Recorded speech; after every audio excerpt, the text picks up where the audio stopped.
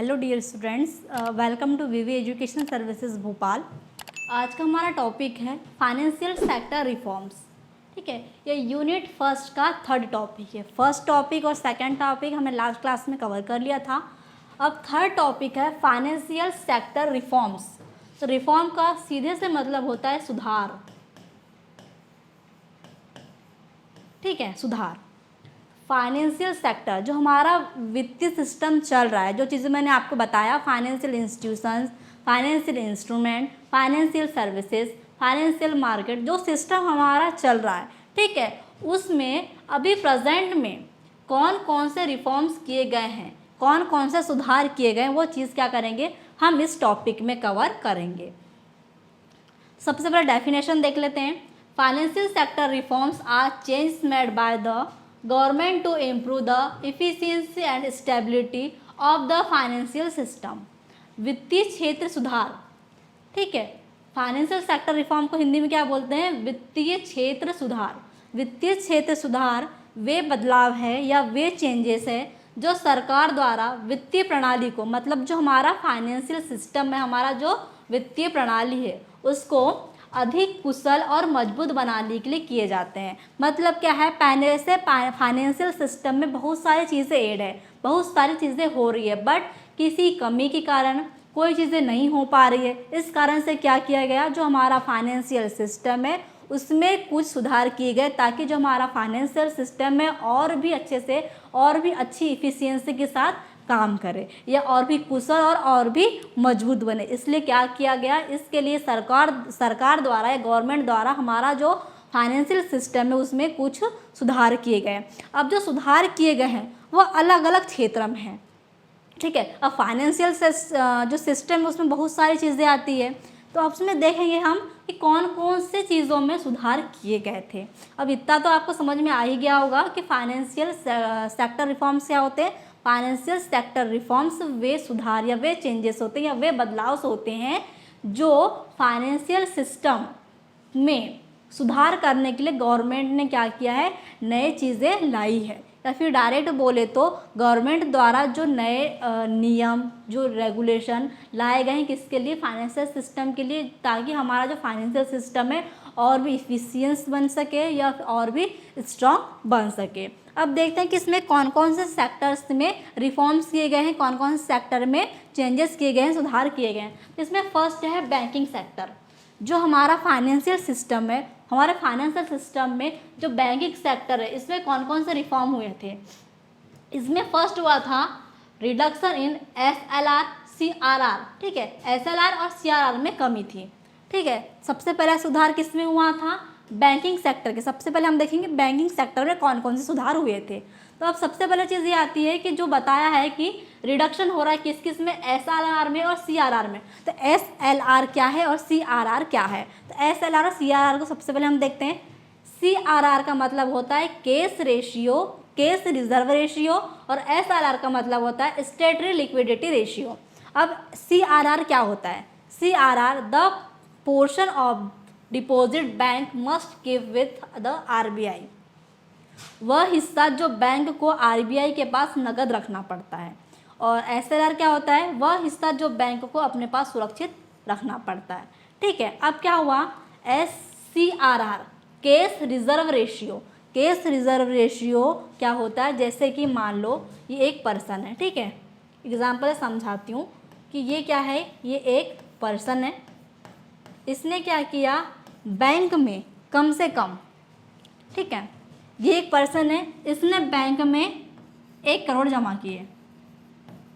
ठीक है, 1 करोड़ क्या किए, जमा किए। अब क्या होगा, देखो, अब 1 करोड़ जमा किए, हो सकता है कि बैंक को लॉस हो जाए, और बैंक को लॉस होगा तो क्या होगा, जिसने अपना पैसा जमा किया है उसका भी लॉस होगा। या हो सकता है जैसे कि ये एक इंसान ने बताया कि इसने 1 करोड़ क्या किया है, डिपॉजिट किया है बैंक में। अब अदर ये एक पर्सन है, इसने क्या किया है, 1 करोड़ का लोन लिया है बैंक से। ठीक है, इसने क्या किया, लोन लिया, और इसने क्या किया, डिपॉजिट करवाया। अब देखो, अगर हो सकता है कि उसने लोन नहीं चुका पाया तो क्या होगा, बैंक को लॉस होगा। इसलिए क्या करते हैं, CRR का मतलब होता है case reserve ratio the portion of deposit bank must keep with the RBI, मतलब जितना डिपॉजिट बैंक में जमा होता है उसका कुछ हिस्सा, पूरा नहीं कुछ हिस्सा, ठीक है, कुछ हिस्सा क्या करता है बैंक आरबीआई के पास नगद रखता है, ताकि अगर लॉस हो तो कौन करे भरपाई, आरबीआई करे, क्योंकि सारे बैंकों को कौन चलाता है, आरबीआई बैंक चलाता है। अब आरबीआई बैंक चलाता है तो क्या होता है, आरबीआई बैंक के पास जितना लोन या जितना डिपॉजिट जमा है उसका कुछ हिस्सा किसके पास देते हैं, आरबीआई के पास नगद रूप में रखते हैं। इसे क्या कहते हैं, सीआरआर कहते हैं। फिर क्या है एसएलआर, एसएलआर क्या है, स्टेटरी लिक्विडिटी रेशियो, वह हिस्सा जो बैंक को अपने पास सुरक्षित रखना पड़ता है, ठीक है। बैंक को सुरक्षित मतलब देखो गोल्ड, गवर्नमेंट बॉन्ड्स, ठीक है, कोई भी सिक्योरिटी के रूप में क्या करता है, बैंक अपने पास कुछ चीज़ें रखता है, ताकि अगर बैंक लॉस में जाए तो पूरी तरीके से लॉस ना हो, ठीक है। इसमें क्या होता है, पूरा कैश होता है। एक चीज़ याद रखना है, कैश रिजर्व रेशियो में कैश रखना पड़ता है, कैश का कुछ हिस्सा रखना पड़ता है, और एसएलआर में क्या होता है, जैसे ही कोई सिक्योरिटी के रूप में गोल्ड, बॉन्ड, सिल्वर, ये सारी चीज़ को क्या क्या रखा जाता है, इसका कुछ हिस्सा रखा जाता है ना। तो ये क्या है, उसके पास कैश भी है और कुछ सिक्योरिटी के रूप में क्या भी है, गोल्ड या सिल्वर, ये चीज़ें भी है, ठीक है। तो ये चीज़ें मैंने बताया आपको कि एसएलआर और सीआरआर। अब इसमें जो सेक्टर हुआ, बैंकिंग सेक्टर का जो रिफॉर्म था कि reduction in SLR and CRR, मतलब एसएलआर और सीआरआर में कमी। इन अनुपातों को कम करने का मतलब है कि बैंक को आरबीआई के पास कम पैसा रखना पड़ता है, इससे बैंकों के पास जनता को लोन देने के लिए अधिक पैसा नकदी उपलब्ध होता है। इसमें यह सुधार किया गया, पहले क्या हो रहा था, बैंक क्या कर रहा था, आरबीआई के पास ज़्यादा से ज़्यादा पैसा रख रहा था। उससे क्या हो रहा था, जितना पैसा अगर बैंक आरबीआई के पास जमा करेगा तो उसको लोगों को लोन देने, ठीक है, अदर जो भी चीज़ें होती पैसा ट्रांसफ़र करने में क्या होगी, दिक्कत होगी। इसलिए क्या किया गया, इनकी जो अनुपात है, इनका जो रेशियो वो कम किया गया, एसएलआर का भी कम किया गया और सीआरआर का भी कम किया, ताकि किसी भी प्रकार के बैंक को दिक्कत ना हो और जो भी पैसा है उसका रेशियो कम से कम जाए। जैसे कि हो रहा है कि किसी ने डायरेक्ट 1 लाख का लोन लिया, 1 करोड़ का लोन लिया और बैंक के पास क्या है, पैसा ही नहीं है। इसलिए क्या किया गया, इन अनुपातों को कम किया गया, एसएलआर भी कम किया गया और सीआरआर भी कम किया गया। अब क्या होगा, अब जो बैंक है, बैंक के पास ज़्यादा से ज़्यादा पैसा रहेगा और आरबीआई के पास कम पैसा रहेगा। मतलब 1 करोड़ में आधा पैसा क्या कर रहा था, बैंक रख रहा था और आधा बैंक किसको दे रहा था, आरबीआई को दे रहा था। अब क्या होगा, अब कुछ परसेंट जैसे कि 30 या 35% किसके पास जाएगा, आरबीआई के पास जाएगा और बाकी किसके पास रहेगा, बैंक के पास रहेगा। फिर सेकंड है इंटरेस्ट रेट लाइब्रेशन, ठीक है, लाइब्रेजेशन मतलब ब्याज दरों का उदारीकरण। बैंक को अपने ब्याज के दरें खुद तय करने की आज़ादी दी गई। क्या किया गया, बैंकिंग सेक्टर में जब सुधार हुए तो ये किया गया, जैसे कि सीएलआर एसएलआर कम किया गया, उनका अनुपात कम किया गया। उससे क्या हुआ कि बैंकों के पास पैसों की कमी नहीं हुई, बैंक के पास काफ़ी पैसा रहने लगा। वैसे क्या किया गया, बैंक को अपनी ब्याज दर खुद तय करने का सिफारिश किया गया कि बैंक क्या करे, अगर प्राइवेट सेक्टर बैंक है, पब्लिक सेक्टर बैंक, कोई भी सेक्टर का बैंक है तो अपनी ब्याज दर खुद तय करें। अब दरें सरकार के बजाय बाजार की मांग और आपूर्ति के फोर्स के आधार पर तय की जाती है। जैसे कि अगर अब मार्केट में डिमांड ज़्यादा है, सप्लायर ज़्यादा है, तो क्या करेंगे, उस हिसाब से इंटरेस्ट रेट को बढ़ाएंगे या घटाएंगे। अगर मार्केट डिमांड कम होती है, ठीक है, उस हिसाब से भी क्या किया जाएगा, इंटरेस्ट रेट को कम या ज़्यादा कर सकते हैं। तो ये जो रूल्स आरबीआई डिसाइड करता था वो इस रिफॉर्म के अंतर्गत क्या किया गया, चेंज किया गया। अब क्या होता है, अब बैंक खुद अपनी ब्याज दर तय करती है मार्केट की डिमांड और सप्लाई के अनुसार। फिर थर्ड है एंट्री ऑफ प्राइवेट और फॉरेन बैंक, निजी और विदेशक बैंकों का प्रवेश। पहले क्या हो रहा था, ओनली गवर्नमेंट बैंक, जो गवर्नमेंट ऑनर्ड बैंक थी जैसे कि पब्लिक सेक्टर बैंक, वही काम करती थी। फिर क्या हुआ, फिर ये किया गया कि बैंकिंग क्षेत्र में प्रतिस्पर्धा को बढ़ाने के लिए, मतलब कंपटीशन को बढ़ाने के लिए और सेवाओं को बेहतर बनाने के लिए सरकार ने नए निजी बैंक जैसे एचडीएफसी, आईसीआईसी और विदेशी बैंक जैसे कि सिटी बैंक, मैंने आपको बताया था सिटी बैंक, इन बैंकों को क्या किया गया, भारत में लाया गया या मतलब काम करने की अनुमति दी गई। पहले क्या हो रहा था, पहले कमर्शियल बैंक के रूप में ओनली पब्लिक सेक्टर बैंक काम कर रहे थे, जिसको किसने बनाया था, गवर्नमेंट ने बनाया था। गवर्नमेंट के पास जिसकी ऑनरशिप थी वही बैंक काम करते थे। इससे क्या हो रहा था, कंपटीशन अच्छा नहीं था, या बेहतर से बेहतर सुविधा क्या हो रहा था, आम जनता को मिल नहीं पा रही थी। फिर क्या किया गया, रिफॉर्म के अंतर्गत, सुधार के अंतर्गत जैसे जो फॉरेन बैंक और प्राइवेट सेक्टर बैंक को काम करने की अनुमति दी गई। फिर है ये क्या देखें हमने, बैंकिंग सेक्टर में। अब देखेंगे हम कैपिटल मार्केट रिफॉर्म्स, मतलब पूंजी बाजार में सुधार। पूंजी बाजार में क्या सुधार हुआ, इस्टेब्लिशमेंट ऑफ सेबी, 1992 सेबी की स्थापना। सेबी मैंने आपको बताया था, सेबी का फुल फॉर्म होता है security and exchange board of India. Security and exchange board of India, ठीक है, इसकी स्थापना की गई। इसकी स्थापना क्यों की गई, देखो पहले डेफिनेशन देख लेते हैं। सेबी को स्टॉक मार्केट की निगरानी के लिए कानूनी शक्तियाँ दी गई। यह निवेशक के हितों की रक्षा करता है और बाजार में धोखाधड़ी रोकता है। जैसे मैंने आपको बताया था कि सेबी का काम क्या है, और कोई भी इन्वेस्टर इन्वेस्ट कर रहा है अपना पैसा, चाहे म्यूचुअल फंड हो, स्टॉक मार्केट हो, या किसी भी चीज़ में इन्वेस्ट कर रहा है, तो उसके साथ कोई भी धोखाधड़ी ना हो, उसके साथ कोई भी फ्रॉड ना हो, उसके लिए किसको, उसकी स्थापना की गई थी, सेबी की स्थापना गई थी। सेबी का काम क्या है, सेबी का काम है कि जो भी चीज़ें इन्वेस्ट हो रही है, जो भी इन्वेस्ट कर रहा है, उसको पूरी तरह निगरानी में रखा जाए। जिस टाइम से वो इन्वेस्टर उस चीज़ में इन्वेस्ट कर रहा है तब से लेकर जब तक उसका पैसा रिटर्न नहीं आ जाता, उसको रिफंड नहीं मिला, तब तक क्या करता है, वो सेबी की निगरानी में रहता है। ये भी क्या किया गया, ये सेक्टर, ये रिफॉर्म्स इसमें लाया गया ताकि किसी भी इन्वेस्टर के साथ कोई भी किसी भी प्रकार की धोखाधड़ी ना हो। फिर है NSE and online trading. NSE और online trading, national stock exchange, NSE का फुल फॉर्म क्या है, नेशनल स्टॉक एक्सचेंज की शुरुआत स्क्रीन आधारित ट्रेडिंग के लिए की गई। इससे पुराने शोर शराबे वाले बाजार की जगह पारदर्शी और इलेक्ट्रॉनिक ट्रेडिंग को जन्म दिया। मतलब क्या किया गया, जो पहले एनएसई होती थी वो ऑफलाइन होती थी, उसको ऑनलाइन कर दिया गया। ऑफलाइन थी तो क्या हो रहा था, इतनी भीड़ भाड़, मतलब चीज़ें अच्छे से ना होना, ट्रेडिंग अच्छे से नहीं हो पाना, काम अटक जाना, ये सारी चीज़ें हो रही थी। उसको क्या किया गया, जब इसमें कुछ रिफॉर्म्स हुए, जब सुधार हुए, तो ये क्या किया गया, उसमें उस चीज़ों को इलेक्ट्रॉनिक ट्रेडिंग के रूप में बदला गया, और जो चीज़ें ऑफलाइन होती उसको ऑनलाइन भी किया गया।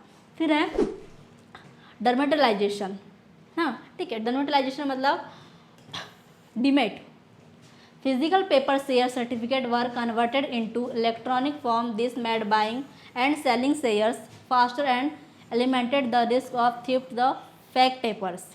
कागज के शेयर सर्टिफिकेट को हटाकर उन्हें इलेक्ट्रॉनिक रूप में बदल दिया गया। इससे शेयर की खरीदी बिक्री तेज हो गई और चोरी या जाली कागज़ का खतरा खत्म हो गया।